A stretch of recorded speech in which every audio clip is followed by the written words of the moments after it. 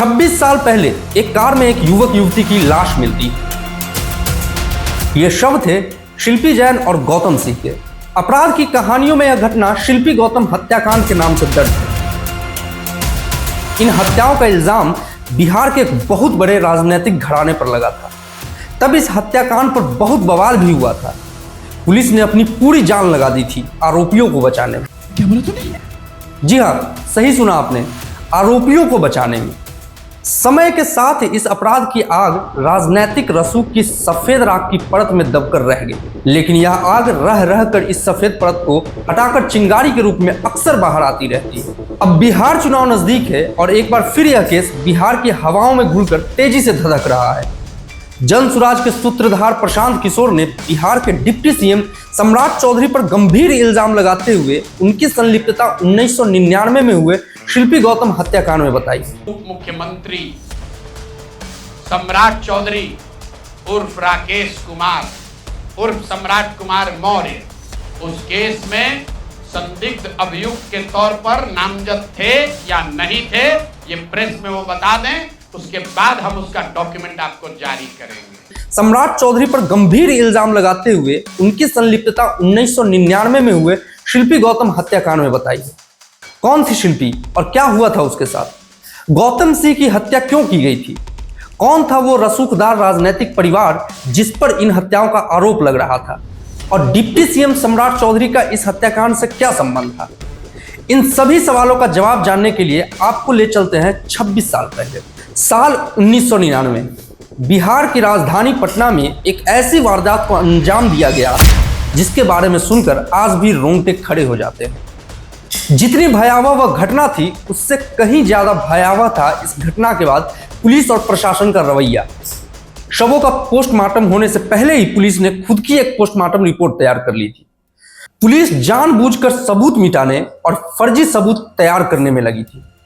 Patna police ने अपनी पूरी ताकत पीड़ितों को न्याय दिलाने के बजाय अपराधियों को बचाने में लगा दी थी।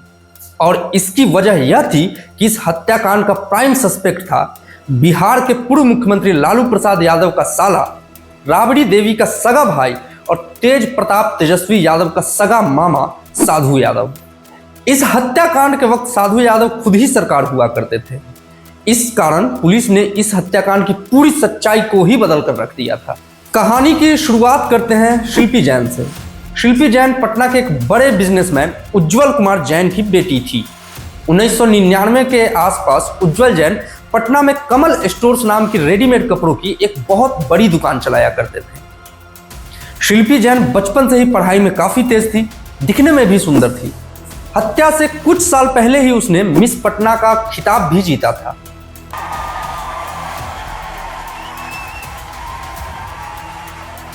हत्या के समय शिल्पी की उम्र 23 वर्ष थी और वह पटना विमेंस कॉलेज से ग्रेजुएशन कंप्लीट करने के बाद कंप्यूटर क्लास कर रही थी। इस कहानी का दूसरा किरदार है गौतम सिंह। गौतम सिंह भी कोई मामूली इंसान नहीं था। गौतम एक मशहूर एनआरआई डॉक्टर वीएन सिंह का बेटा था जो सपरिवार लंदन शिफ्ट हो चुके थे। डॉक्टर वीएन सिंह लालू प्रसाद यादव के बेहद करीबी लोगों में से एक थे। अब चूंकि गौतम के पिता डॉक्टर वीएन सिंह लालू प्रसाद यादव के करीबी थे तो गौतम को बिहार की राजनीति को बहुत करीब से जानने व समझने का मौका मिला और वो लंदन छोड़कर पटना में रहते हुए राजनीति में ही अपना भविष्य बनाने की कोशिश में लग जाता है। 1999 में लालू प्रसाद यादव चारा घोटाले के आरोप में जेल में बंद थे, लेकिन जेल जाने से पहले वो बिहार के मुख्यमंत्री पद पर अपनी पत्नी राबड़ी देवी को सेटल कर चुके थे। माना जाता है कि बिहार की मुख्यमंत्री भले ही राबड़ी देवी थी, लेकिन सत्ता राबड़ी देवी के भाई यानी लालू यादव के साले साधु यादव चला रहे थे। हर फैसला, हर आदेश, हर निर्देश पहले साधु यादव के टेबल से ही होकर गुजरता था। बिना साधु की मंजूरी के प्रदेश में कुछ भी नहीं होता था। कहने को तो साधु यादव महज एक विधायक थे, मगर उनके आगे पीछे घूमती अधिकारियों की भीड़ और राजनेताओं की हाजिरी स्पष्ट संकेत था कि साधु यादव खुद सरकार थे। गौतम सिंह तथा लालू यादव के परिवार वालों की आपसी जान पहचान काफी पुरानी थी। इस कारण गौतम सिंह को राजनीति में जगह बनाने में ज्यादा दिक्कत नहीं होती है और बहुत जल्द उसकी नजदीकी साधु यादव से हो जाती है। साधु यादव का करीबी होने की वजह से गौतम सिंह को तेजी से पार्टी में पहचान मिलती है और जल्द ही पटना के भीतर वो राजनीति का एक जाना पहचाना चेहरा बन जाता है। गौतम और साधु की करीबी और विश्वास इतना गहरा हो जाता है कि जल्द ही गौतम सिंह साधु यादव के साथ मिलकर पटना के मशहूर फ्रेजर रोड में सिल्वर ओक नाम से एक रेस्टोरेंट शुरू कर देते हैं। यानी साधु यादव और गौतम सिंह अब राजनीतिक पार्टनर होने के साथ साथ बिजनेस पार्टनर भी बन जाते हैं। इस बीच गौतम की मुलाकात शिल्पी से होती है और दोनों में दोस्ती हो जाती है। शिल्पी जैन और गौतम सिंह दोनों ही पटना के थे तथा इन दोनों का संबंध रसूखदार परिवारों से था। 1999 में शिल्पी मिस पटना प्रतियोगिता में पार्टिसिपेट करती है और कंपटीशन जीतकर मिस पटना बन जाती है।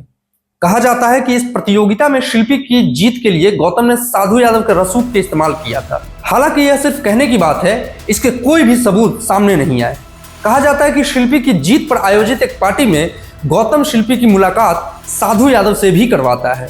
जल्द ही गौतम और शिल्पी की दोस्ती प्यार में बदल जाती है और दोनों शादी करके घर बसाने के सपने भी देखने लगते हैं। मगर इन दोनों का ख्वाब अधूरा रह जाता है क्योंकि 3 जुलाई 1999 की रात शिल्पी जैन और गौतम सिंह की लाश गांधी मैदान थाने के अंतर्गत आने वाले सरकारी क्वार्टर के बंगला नंबर 12 के गैराज में मिली। दोनों की अर्धनग्न लाशें गैराज में खड़ी एक मारुति जैन कार के अंदर मिलती। पटना के 2 रसूखदार और चर्चित घरानों से आने वाले लड़के लड़कियों की मौत की खबर से पूरे पटना में सनसनी फैल जाती है।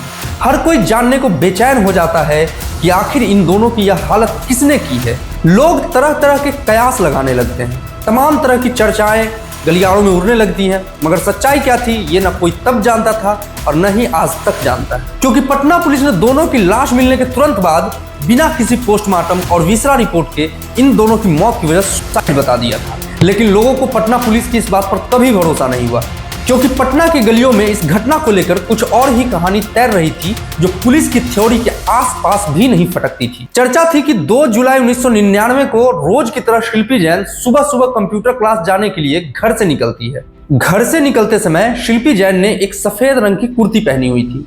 घर के बाहर से ही शिल्पी जैन एक रिक्शे पर बैठती है तथा अपने कंप्यूटर क्लास की ओर निकल पड़ती है। अभी शिल्पी जैन रिक्शे से कुछ ही दूर आगे निकल पाई थी कि रास्ते में एक लड़का अपनी कार रिक्शे के आगे लाकर रोक देता है और शिल्पी से पूछता है कि तुम कहाँ जा रही हो। शिल्पी उस लड़के को जानती थी, वो गौतम का दोस्त था। शिल्पी जवाब देती है कि मैं अपनी कंप्यूटर क्लास की ओर जा रही हूँ। लड़का कहता है कि मैं भी उधर ही जा रहा हूँ, अगर तुम चाहो तो मैं तुम्हें तुम्हारे इंस्टीट्यूट तक ड्रॉप कर सकता हूँ। लड़का गौतम की जान पहचान का था और शिल्पी उसे अच्छे से पहचानती थी, क्योंकि वह पहले भी कई बार उससे गौतम के साथ मिल चुकी थी। इसलिए शिल्पी रिक्शे वाले को किराया देकर रिक्शे से उतर जाती है और कार में बैठ जाती है। कार धीमी रफ्तार से शिल्पी के कंप्यूटर इंस्टीट्यूट की ओर बढ़ती है, लेकिन इंस्टीट्यूट से थोड़ा सा पहले कार दूसरे रास्ते की ओर बढ़ जाती है। शिल्पी चौंक जाती है और लड़के से पूछती है, ये गलत रास्ता है, कहाँ जा रहे हो? लड़का मुस्कुराकर शिल्पी की ओर देखता है और कार ड्राइव करते हुए जवाब देता है, हम अभी फुलवारी शरीफ की तरफ जा रहे हैं, वहाँ वाल्मीकि गेस्ट हाउस में गौतम सिंह रुका हुआ है, वह तुमसे मिलना चाहता है, उसी ने मुझे तुम्हें लेने भेजा है। आपको बता दें कि पटना से सटा फुलवारी शरीफ इलाका जो आज लोगों से भरा हुआ है, 90 के दशक में यह सुनसान हुआ करता था। इधर कई सारे नेताओं के उनके बेटों के अय्याशी के अड्डे बने हुए थे, जहां लेट नाइट पार्टियां और दिन के उजाले में तमाम तरह के अपराध अंजाम दिए जाते थे। अपने समय का चर्चित वाल्मीकि गेस्ट हाउस भी इसी इलाके में बना हुआ था, जिसकी दीवारों के भीतर तमाम रहस्य दबे हुए। यह गेस्ट हाउस साधु यादव का था। उधर गेस्ट हाउस की ओर बढ़ती कार में बैठी शिल्पी कंफ्यूज थी। उसे अजीब सी घबराहट, अजीब सा संदेह हो रहा था, लेकिन गेस्ट हाउस में गौतम की मौजूदगी के बाद इस डर, इस संदेह पर भारी पड़ रही थी। जब तक शिल्पी सोच समझकर कोई सही फैसला ले पाती, कार वाल्मीकि गेस्ट हाउस पहुंच चुकी थी। उधर पता नहीं कैसे, लेकिन गौतम तक किसी ने यह खबर पहुंचा दी कि शिल्पी को उसका दोस्त कार से फुलवारी शरीफ के वाल्मीकि गेस्ट हाउस लेकर गया है। गौतम सिंह तुरंत परेशान हो जाता है और अपनी सफेद रंग की मारुति जैन निकालकर गेस्ट हाउस की तरफ भागता है।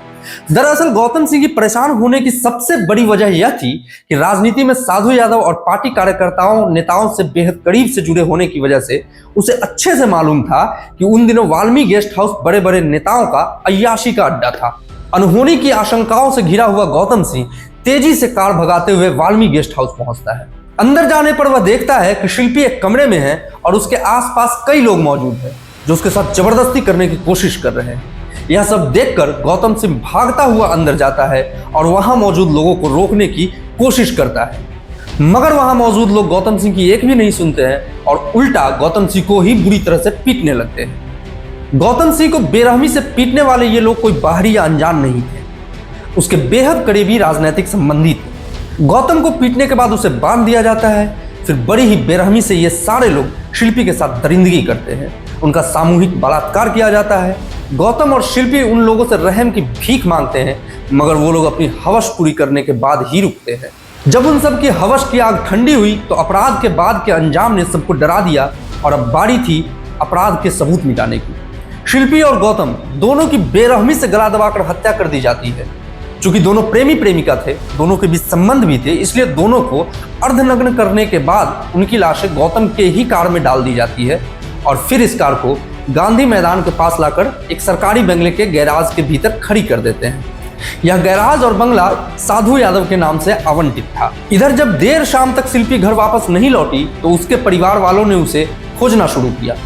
सबसे पहले शिल्पी के दोस्तों और रिश्तेदारों को फोन किया जाता है। जब कोई सुराग नहीं मिला तो उसकी तलाश में आदमी दौड़ाए गए, मगर शिल्पी की कोई खोज खबर नहीं मिली। 2 जुलाई की वो शाम अब रात में बदल चुकी थी। इसके बाद परिवार के लोग थाने में जाकर बेटी के गायब होने की रिपोर्ट भी दर्ज करवा देते हैं। इस बीच खबर आई कि गौतम सिंह भी गायब है। अब शिल्पी के साथ गौतम की भी तलाशी शुरू हो जाती है। 2 जुलाई की रात से जो खोजबीन शुरू हुई वो अगले दिन 3 जुलाई की रात खत्म होती है, जब रात 9 बजे के आसपास अचानक से पुलिस की एक टीम गांधी मैदान थाने के अंतर्गत आने वाली सरकारी क्वार्टर के बंगला नंबर 12 के पास पहुंचती है। बंगले के गैराज को खोला जाता है तो अंदर पुलिस वालों को गौतम सिंह की सफेद रंग की मारुति जैन कार मिलती है। कार के अंदर शिल्पी जैन और गौतम सिंह की लाश थी। कहा जाता है कि पुलिस के गैराज पहुंचते ही पीछे साधु यादव भी अपने समर्थकों के साथ पहुंच जाता है और हंगामा करने लगता है। इस हंगामे में गैराज में घुसकर साधु समर्थकों ने कई अहम सबूत मिटा दिए। इस बात का जवाब आज तक नहीं मिल पाया कि साधु यादव को इतनी जल्दी इस बात की जानकारी किसने दी कि पुलिस को गैराज से कार और कार में 2 लाशें मिली है। और सबसे हैरानी वाली बात जिसका जवाब नहीं मिला कि साधु यादव वहां आकर हंगामा क्यों कर रहे थे। यह भी आज तक एक राज ही है कि साधु यादव को आवंटित गैराज के भीतर 2 लाश होने की सूचना पुलिस को किसने दी। खैर, घर से तो शिल्पी सफेद रंग की कुर्ती पहनकर निकली थी, मगर जब कार में उसकी लाश मिलती है तो कपड़े के नाम पर उसके शरीर पर सिर्फ गौतम की टी-शर्ट थी, जबकि गौतम बिल्कुल नग्न अवस्था में था। तब इन दोनों के लाश को करीब से देखने वाले लोगों के मुताबिक लाश को देखकर पूरा अंदाजा हो रहा था कि इन दोनों को बड़ी ही बेरहमी से मारा गया है। शिल्पी के शरीर पर तो जूते से पीटने और दबाने के निशान भी थे। साधु यादव के समर्थकों के हंगामे के बीच पुलिस तुरंत दोनों लाशों को कब्जे में लेकर पोस्टमार्टम के लिए भेज देती है और कार को ले जाकर थाने में खड़ी कर देती है। कायदे से होना तो ये चाहिए था कि पूरे गैराज को सील करके वहां से सबूत इकट्ठे किए जाते और कार को सावधानी से किसी क्रेन से टो करके थाने तक लेकर जाते, ताकि उसकी गहराई से जांच की जा सके, ताकि स्टीयरिंग वगैरह से फिंगरप्रिंट जुटाए जा सके। लेकिन ऐसा कुछ भी नहीं हुआ। पुलिस का एक कांस्टेबल खुद ही कार चलाकर थाने तक ले गया, जिसके चलते स्टीयरिंग से फिंगरप्रिंट और अहम सबूत नष्ट हो गए। वैसे तो अक्सर पुलिस पर हर काम को धीरे करने का आरोप लगता है, मगर शिल्पी जैन और गौतम सिंह के मामले में पटना पुलिस की एक अलग ही तेजी दिखने को मिलती है। अभी इन दोनों का पोस्टमार्टम और बिसरा रिपोर्ट आया भी नहीं था कि पुलिस ऐलान कर देती है इन दोनों की मौत कार में कार्बन मोनोऑक्साइड गैस से दम घुटने की वजह से हुई। इधर रात के अंधेरे में ही दोनों का पोस्टमार्टम करवाया जाता है। गौतम सिंह के परिवार वाले अभी लंदन में ही थे, लेकिन पटना पुलिस इतनी जल्दी में थी कि बिना उन लोगों की इजाजत के ही गौतम सिंह का अंतिम संस्कार रात के अंधेरे में कर दिया जाता है। गौतम सिंह के अंतिम संस्कार में गौतम सिंह का कोई रिलेटिव तक शामिल नहीं हुआ था। इसके बाद आनन फानन में अगली सुबह शिल्पी जैन का भी अंतिम संस्कार कर दिया जाता है। अंतिम संस्कार के बाद जब पोस्टमार्टम रिपोर्ट आई तो उसमें मौत का कारण स्पष्ट नहीं किया जाता है। हालांकि यह संभावना जरूर जताई जाती है कि इन दोनों की मौत जहर खाने से हुई। अब पटना पुलिस की भद्द पिट जाती है, जिसने जल्दबाजी में दोनों की मौत का कारण गैस से दम घुटना बताया था। अब बेशर्म पटना पुलिस भी अपने बयान से पलटते हुए दावा करती है कि इन दोनों ने जहर खाकर आत्महत्या की। पटना पुलिस के इस बेशर्म रवैये की वजह से लोगों का गुस्सा बढ़ने लगता है और विपक्षी पार्टियां भी राबड़ी देवी सरकार को घेरने लगती है। विपक्ष साफ साफ आरोप लगाता है कि इस केस का मास्टरमाइंड कोई और नहीं बल्कि राबड़ी देवी का भाई साधु यादव ही है, जिसे बचाने का हर संभव प्रयास राबड़ी देवी सरकार के इशारे पर पटना पुलिस कर रही है। बिहार सरकार से मामले की जांच सीबीआई से कराने की मांग की जाने लगती है। पहले तो राबड़ी देवी सरकार इस मांग पर कोई ध्यान नहीं देती, मगर जब आम लोगों के साथ साथ विपक्ष का भी हंगामा बढ़ता है तो बिहार की तत्कालीन मुख्यमंत्री राबड़ी देवी इस घटना के 2 महीने बाद यानी सितंबर महीने में मामले की जांच सीबीआई के हवाले कर देती है। इस मामले को अपने हाथ में लेते ही सीबीआई सबसे पहले शिल्पी जैन के वेजाइनल फ्लड को जांच के लिए हैदराबाद के फॉरेंसिक लैब में भेजती है। फिर से हर पहलू की जांच सीबीआई द्वारा की जाती है। कुछ समय बाद जब हैदराबाद के फॉरेंसिक लैब से शिल्पी जैन की रिपोर्ट आई तो पटना पुलिस के दावा से उलट एक दूसरा दावा सामने आता है।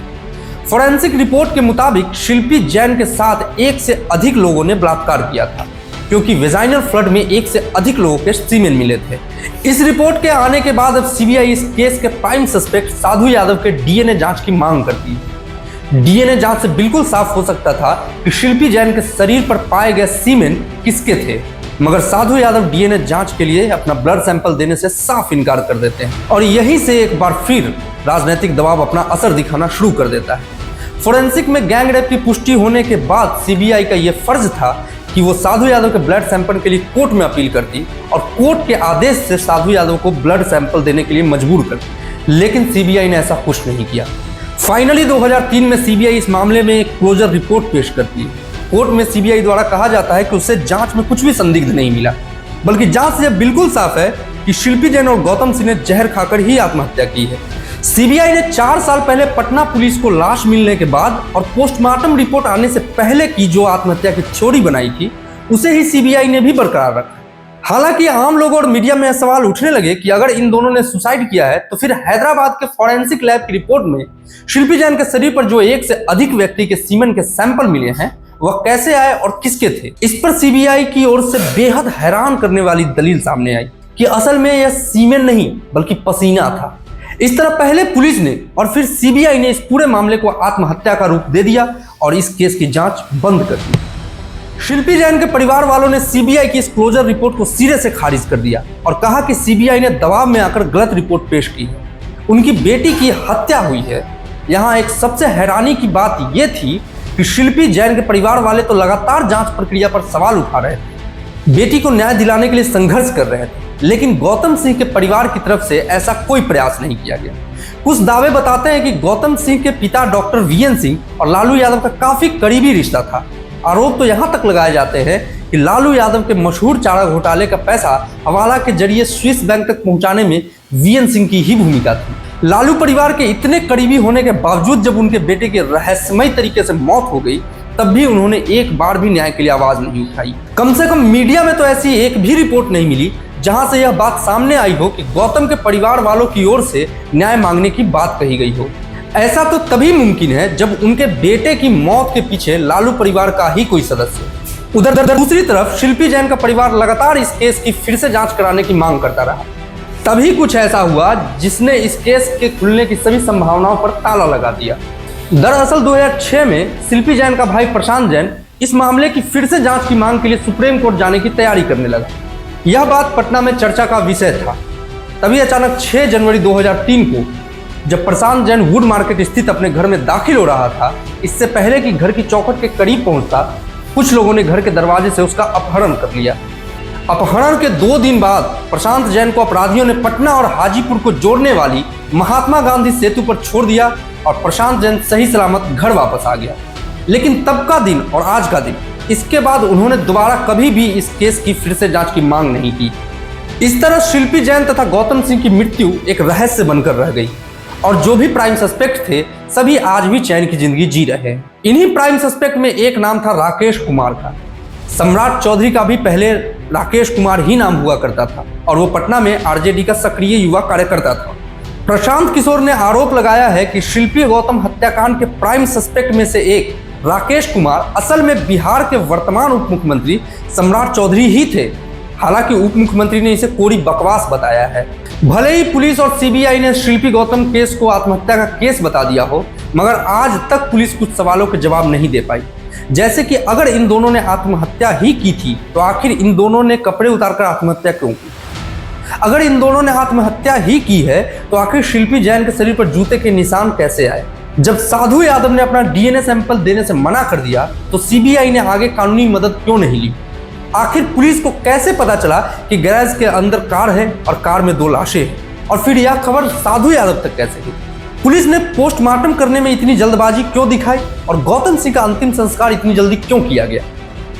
ऐसा नहीं है कि केवल पुलिस पर ही लापरवाही का आरोप लगे, सीबीआई पर भी जांच के दौरान आरोप लगा कि सीबीआई ने कई अहम सबूत जानबूझकर नजरअंदाज किए। इस तरह के दर्जनों सवाल है जिसका जवाब ना तो सीबीआई दे पाई और ना ही पुलिस, और बिना जवाबों के यह केस अदालत की फाइलों में एक सुसाइड केस बनकर दबकर रह गया। अगर आपके पास इन सवालों के सही जवाब हो तो कमेंट में जरूर लिखें और चैनल को लाइक सब्सक्राइब करना ना भूलें। नमस्कार।